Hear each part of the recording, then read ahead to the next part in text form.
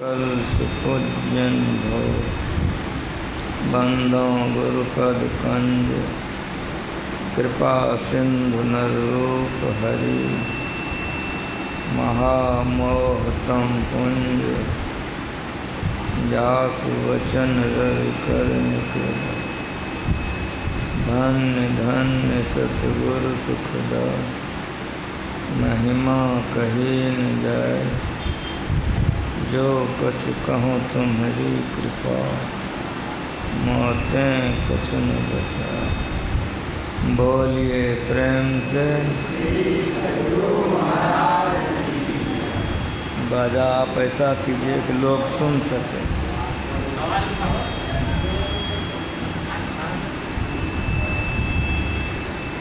Mic लगाने का मतलब है कि लोग सुन सकें।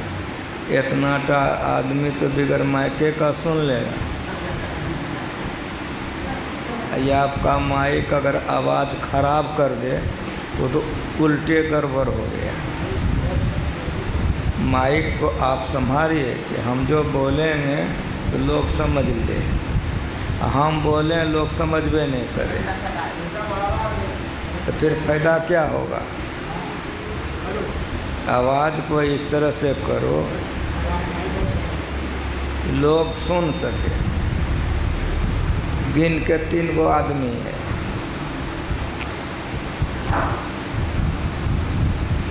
आवाज़ ऐसा हो कि तुम ये देखो वहाँ जा कर के कि तुम सुनते हो कि नहीं सुनते हो। वहाँ जा कर के पहले आवाज़ को ठीक करो कि सुनने के लिए जो लोग आए हैं सब चीज़ है, माइक है, इतना बढ़िया बाजा है, और तुम्हारा आवाज़ अगर ठीक नहीं हो तो बेकार हो जाए। सीटी नहीं मारे, आवाज़ गोल हो, आवाज़ साफ हो, तब न लोग सुनेगा समझेगा। अगर लोग आवाज़ें नहीं सुनेगा तो माइक का कौन काम होगा।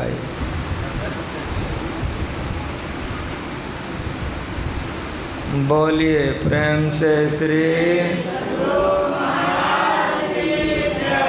सत्संग में पधारे पवित्र आत्माओं। प्रातः काल जो लोग आप लोग आए थे तो सुने थे कि ईश्वर किसको कहते हैं, और अभी आप लोगों के सेवा में भक्ति का पाठ करवाया गया है। पारस बाबा बोले कि नवदा भक्ति का पाठ करवाए। भगवान श्री राम जंगल में हैं, बहुत से ऋषि मुनि लोग उनके दर्शन करने के लिए आए।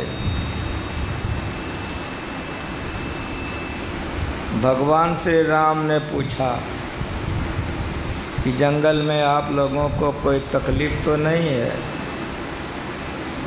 हमारी आवाज़ आप लोगों को ठीक मिल रही है, सुन रहे हैं, आप लोग सुन रहे हैं।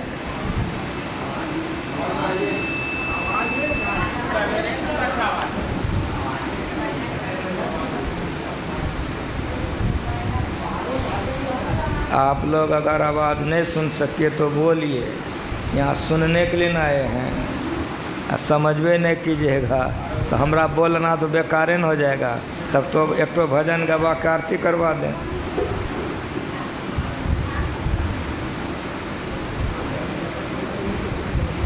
भगवान श्री राम जंगल में सारे ऋषियों मुनियों से पूछा कोई तकलीफ़ तो आपको नहीं है, ठीक से आप लोग रहते हैं।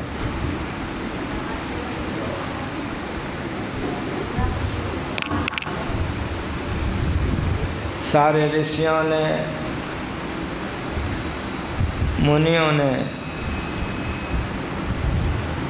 भगवान से कहा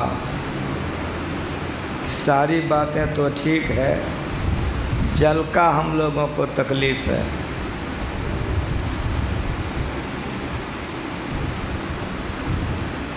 एक सरोवर था, उसी से सभी साधु महात्मा जल लेते थे।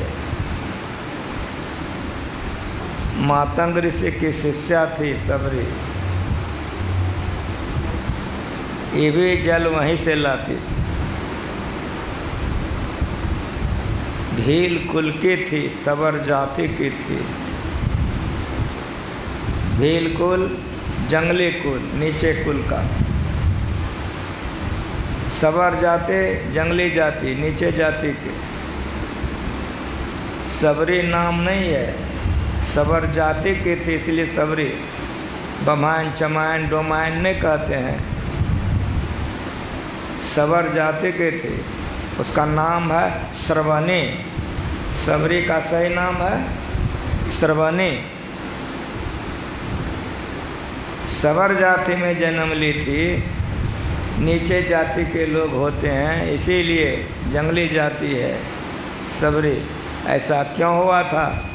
अगले जन्म में वरदानें मांगी थी कि हमारा अगला जन्म बहुत नीच कुल में हो, हम कुरूपा हों, कि भक्ति में बाधा नहीं पड़ेगा। ये भक्ति है। अगले जन्म में ऐसा मांग की थी। सरोवर में जो जल लाने के लिए सभी जाते थे, ये भी जाती थी, तो मना कर दिया कि तुम यहाँ मत आया करो। छुआछूत की बीमारी नीचे जाति के होने के कारण मना कर दिया, छोड़ दी। दूसरे जगह से जल सबरी लाने लगी। दूर पड़ता था लेकिन जाती थी। परिणाम क्या हुआ? परिणाम हुआ कि सबरी जब जाना छोड़ दी तो धीरे धीरे उस जल में अपवित्रता आने लग गई। पानी में शरण हो गया और वह पानी इतना खराब हो गया, गंदा हो गया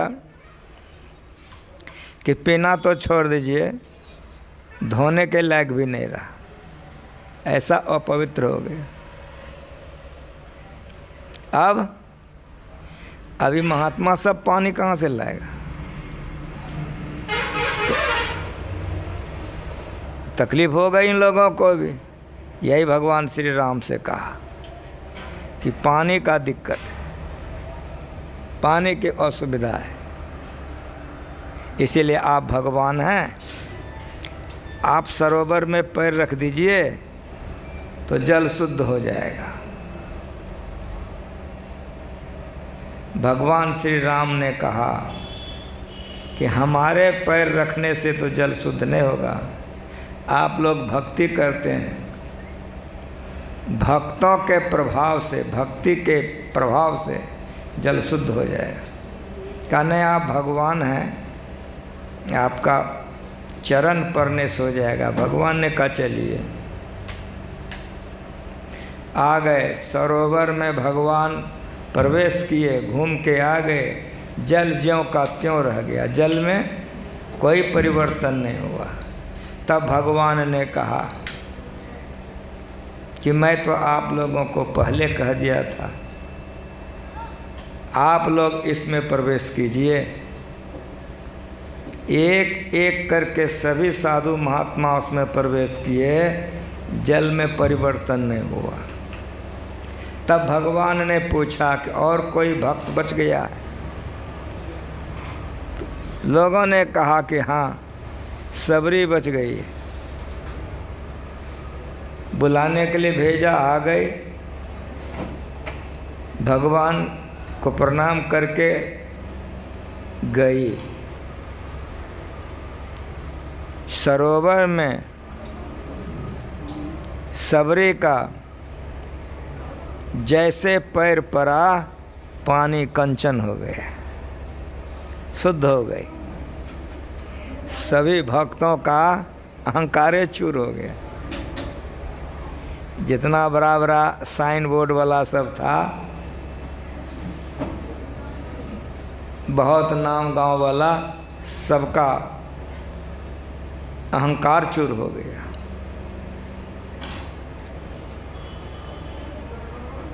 भगवान श्री राम सबरी के आश्रम में हैं।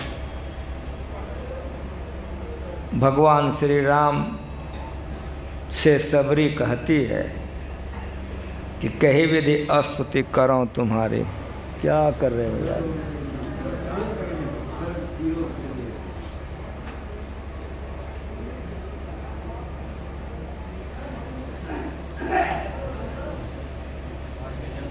कही विधि स्तुति करो तुम्हारी,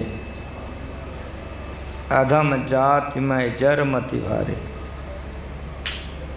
अधम अति अधम अधम अति नारी, तिनमा में मति मंद अगारी। मनिहारी में ध्यानाभ्यास था। 67 ईस्वी का बात सुना रहा हूँ। गुरु महाराज जी वहाँ मौजूद थे। जिस तरह से आपका इस सत्संग मंदिर है हरचंडी का, उसी तरह से मनिहारी सत्संग मंदिर में नारायण प्रसाद अग्रवाल जी थे। उन्हीं की व्यवस्था में ध्यानाभ्यास 1 महीने का रखा गया था। उस समय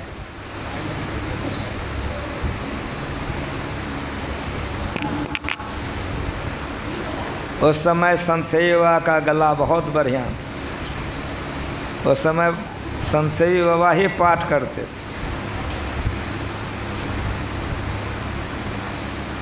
यही नवधा भक्ति का पाठ हुआ था। कई गुरुजन लोग प्रवचन किए। जब गुरु महाराज मंच पर आए तो गुरु महाराज जी ने कहा कि अधम अति अधम अधम अति नारी। यह सबरी की भी नम्रता है। ईश्वर से प्रार्थना कीजिए कि हम लोगों की बुद्धि संतों की बुद्धि के समान हो जाए तो हम लोगों का परम कल्याण हो जाएगा। सबरी कैसी थी तो भगवान के मुँह से सुन लीजिए कि नवमः एको जिनके होई, नारी पुरुष सचराचर कोई, सो अतिशय प्रिय भामिनी मोरे, सकल प्रकार भगत तीर्थोरे। जिसके हृदय में 9 प्रकार की भक्ति भरपूर थी, और वो कैसे बोल रही है? अधम अति अधम अधम अति नारी। ये विनम्रता है। यही हम लोगों से होना बड़ा कठिन है। भक्तों की विनम्रता है। जब गुरु महाराज बोलने लग गए इस पर, तो गुरु महाराज जी के आँख से आंसू गिर गए। अहंकार से सब कुछ बिन से। अहंकार खत्म हो जाए तो भक्ति में आगे बढ़ सकेंगे। कह रघुपति सुनु भामिनी बाता, मानव एक भगत कर नाता। जाति पात कुल धर्म बराई, धन बल परिजन गुण चतुराई।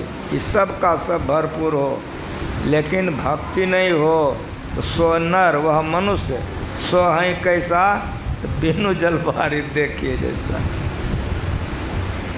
आकाश में बादल तो खूब लगावे, पानी एक बूंद नहीं हो, उस बादल का क्या कीमत। उसी तरह से धन जन परिजन कुल सब अच्छा हो, ईश्वर भक्ति नहीं हो तो सो नर वह मनुष्य है कैसा, बिनु जल बारिश देखिए जैसा।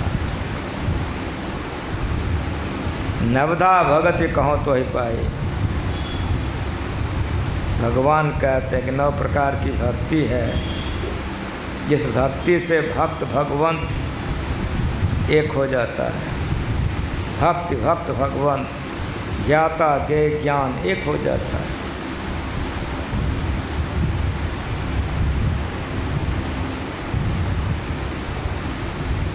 भगवान राम कहते हैं कि नवधा भगति कहो तो ही पाए, लेकिन कहने के पहले भगवान क्या कहते हैं? सावधान सुनो धरु मन माने, सावधान होकर के सुनो और मन में धारण करो। हम लोग भी सुनने जाते हैं, सत्संग सुनते हैं, लोगों से जब भेंट होती है तो पूछते हैं कहाँ गए थे, सत्संग सुनने के लिए गए। कौन आए थे? अमुक बाबा आए थे। क्या कहा? खूब बढ़िया कहा। तो क्या कहा? कहिए तो। जैसे कथा कहिए तो सब रास्ते में पार सुना सकते हैं। ये बाबा जी का सुन करके कौन कटोरी में रखे थे कि रास्ते में साफ हो गया। लेकिन मेरी बात सुनिए, किसी आदमी से नोक झोंक हो गया, कभी हो जाता है। आप भी कुछ कह दिए, वो भी कुछ कह दिया। आप कह दिए अच्छा देखेंगे तुमको। 6 महीना बात बीत गई, 6 महीना आपको उससे मुलाकात हो गई। आप पूछते हैं कहो क्या सालुकत करें तुम्हारे साथ। अगला कहता है क्या तुमको याद नहीं है? वो कहता नहीं है। तो जो जो अपशब्द आपको कहा, बड़ी बढ़िया से इसको समझिए। सब गालियाँ, सब अपशब्द आप तुरंत निकाल के कह देते हैं। 6 महीना बीत गया, वो कौन बर्तन में कौन कटोरी में रखे थे तुरंत निकाल के रख दिए तिजोरी से। ये बाबा जी का कौन बर्तन में रखे रास्ते में उड़ा देते हैं। कुछ समझ में आ रहा है? जो बात मन धारण कर लेता है वो मन से नहीं उतरता है। बचपना में आप बहुत काम किए हैं, हम बचपना की बातें याद है, जवानी की बातें याद है, लेकिन कल दिन भर क्या किए आज दिन भर बताइए, नहीं बता सके। इसीलिए भगवान की बात को समझिए कि मन में धारण करो। संतों के ज्ञान को सुनिए, सत्संग को सुनिए। तो जिस तरह से गाली को समेट के तिजोरी में रखे थे, 6 महीना के बाद निकाल दिया कि से हम गाली तुम दिया था हमको। अगर इस तरह से संतों के ज्ञान के तिजोरी में रख लीजिए तो आपका परम कल्याण हो जाएगा। ये भगवान कह रहे हैं, मैं नहीं कह रहा हूँ। भगवान राम कहते हैं कि नवधा भगत कहो तो पाए। 9 प्रकार की भक्ति है जो हम कहने जा रहे हैं, लेकिन सावधान होकर के सुनो। जंगल है, इस तरह से कोलाहल नहीं है। वक्ता में भगवान खुद अपने हैं, श्रोता में माँ सबरी है। तब कह रहे हैं कि सावधान होकर के सुनो। संतों के ज्ञान को कैसे सुनिए? तो भगवान से सीखिए कि संतों का ज्ञान कैसे सुनिए। सावधान होकर के सुनिए, सब तरफ से अपने चित्त वृत्ति को समेट करके सुनिए। और सुन करके क्या कीजिए? मन में धारण कीजिए। जो बात मन में धारण हो जाता है वैसा आदमी बन जाता है। चोर का बात धारण कीजिएगा, चोर बन जाइएगा। गलत का बात धारण कीजिएगा, गलत हो जाइएगा। और हो जाता और होता है। लेकिन संतों के ज्ञान को अगर धारण कीजिएगा तो सब गलत समाप्त हो जाएगा। आप भगवान का बात सुन करके भगवान बन जाइएगा। सावधान सुनो। भगवान कह रहे हैं कि सावधान होकर के सुनो और मन में धारण करो। वह है क्या? तो भगवान ने कहा प्रथम भगत संतन कर संगा। ये नहीं भगवान ने कहा कि प्रथम भक्ति हमरे संगा, सीता जी के संगा, हनुमान जी के संगा, नहीं कहा।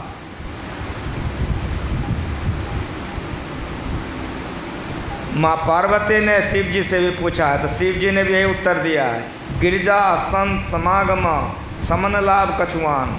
बड़ा गंभीर है संत मत, बड़ी गंभीरता से सुनिए। ये नहीं कहा शिव जी ने हमरे संगा, नहीं कहा तुमरे संगा, नहीं कहा। भगवान राम ही नहीं कहा कि प्रथम भक्ति हमरे संगा, हनुमान जी के संगा, दुर्गा माँ के संगा, काली माँ के संगा, छठ माँ के संगा, चौचंडा पर्व के संगा। रानी सती के संगा, इन तमाम का नहीं लिया नाम। अगर शिव जी को भगवान मानते हैं तो बात मानिए कल्याण होगा, राम को अगर भगवान मानते हैं तो बात मानिए कल्याण होगा। अब बातें नहीं मानिए कल्याण नहीं होगा, कल्याण नहीं होगा। भगवान राम कह रहे हैं पहली भक्ति संतों का संग है। संत संग अपवर्ग कर, संतों का संग करने वाला अपवर्ग में जाता। क्यों? तो संत अपवर्ग में है, यहाँ से वहाँ तक का रास्ता वो जानता है। कामी भव कर पंथ, कामी पुरुषों का संग करने से आवागमन में पड़े रहिएगा। संतों का संग कीजिए। संत कहते किसको हैं? दाढ़ी बढ़ा लेने वाले को, कि मोछ बढ़ा लेने वाले को, कि गरबा पहनने वाले को, कि जटा बढ़ाने वाले को, बहुत बहुत वेशभूषा बनाने वाले को। बहुत बहुत वेशभूषा में भी होता है। और मेरी बात सुनिए, आप लोगों की तरह घर गृहस्थी में भी होता है। अबधू भूले को घर लावे, सोजन हमको भावे, घर में जोग भोग घर ही में, घर तज बन नहीं जावे, बन के गए कल्पना उपजे तब दो कहाँ समावे। भक्ति बहुत ऊंची है। किसी भेष में, किसी देश में, किसी जाति में आप कर सकते हैं, लेकिन संतों के संग में जाके सीख लीजिएगा, तब होगा, तब होगा। इस रास्ते को संत ही जानते हैं, इसलिए सही ज्ञान संत से ही मिल सकता है। सीखने का पहला अवसर संत के पास है। इसीलिए भगवान की आज्ञा मानिए, संतों का संग कीजिए। संत झूठ नहीं बोलते हैं, चोरी नहीं करते हैं, नशाओं का सेवन नहीं करते हैं, व्यभिचार नहीं करते हैं, हिंसा नहीं करते हैं। पाप से वे अलग रहते हैं, पवित्र होते हैं। देखने में तो नर के समान ही होते हैं, लेकिन साक्षात परमात्मा होते हैं। नर रूप हरि, नर के रूप में साक्षात परमात्मा होते हैं। कोई आवरण उनके ऊपर में नहीं रहता है। सारे आवरणों को जो पार करके शब्दातीत पद को प्राप्त करते हैं, उसी को संत कहते हैं। इसीलिए जब तक संतों का संग नहीं कीजिएगा तो भक्ति का सही मार्ग नहीं जान सकिएगा। जिन्होंने संतों का संग किया वो भक्ति के सही पथ को जान लिया, अंतर के अंतिम तह में जा कर के परमात्मा पर सही रास्ता संत जानते हैं। रामकृष्ण परमहंस देव जी महाराज के ऊपर में तोतापुरी की दृष्टि पड़ गई। पंजाब के महात्मा थे, पहुँचे हुए थे। जौहरी सोने को पहचानता है, जो ऊंचे दर्जे के महापुरुष होते हैं उसकी दृष्टि बड़ी ऊंची होती है। ये रामकृष्ण ऐसे थे कि माँ काली का जाप करते थे, पूजा करते थे, और जैसे वे पुकारते थे माँ तो काली प्रकट हो जाती। और जब तोतापुरी से भेंट हुई तो कहा कि तुम हमसे ब्रह्म दीक्षा ले लो। कहा नहीं, हम माँ से पूछेंगे तब। कहा पूछ लो। काली माँ से पूछा कैसे से कहता है, कहाँ तुम उससे सीख लो, वो जो बताएंगे सही बताएंगे। शरीर का दर्शन माया का दर्शन है, आत्मा का दर्शन सही दर्शन है। काली माँ के आदेश पर तब गए वे गुरु के शरण में, संत के शरण में, तब रास्ता बताया तोतापुरी।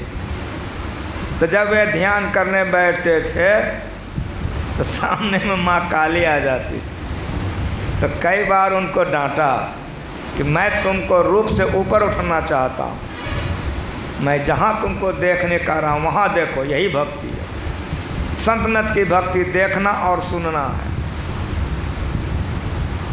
देखने को दृष्टियोग कहते हैं और सुनने को नादानुसंधान कहते हैं। कि मैं जहाँ देखने के लिए कहता हूँ वहाँ देखो।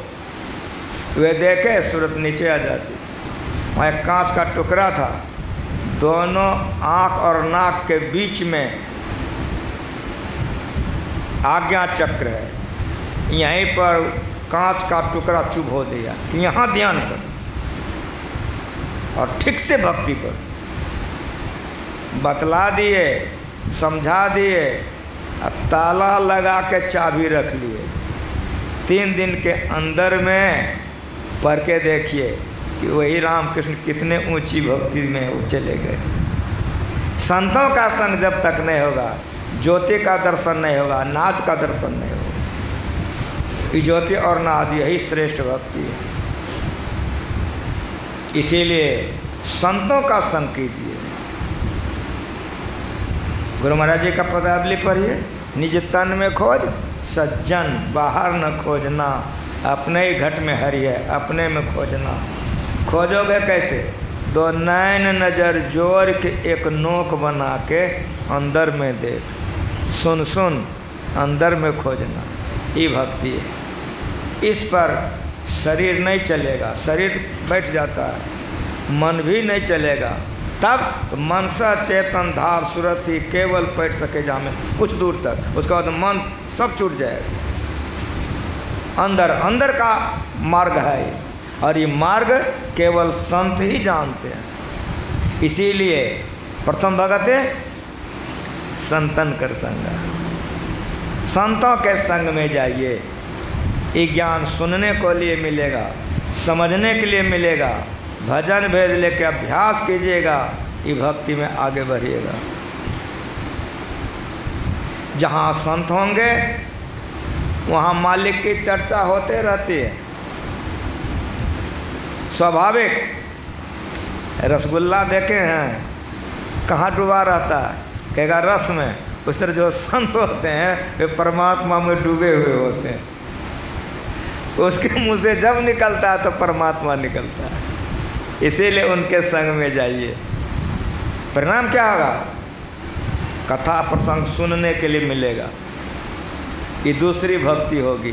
संतों के संग में जाएंगे तो कथा प्रसंग सुनेंगे।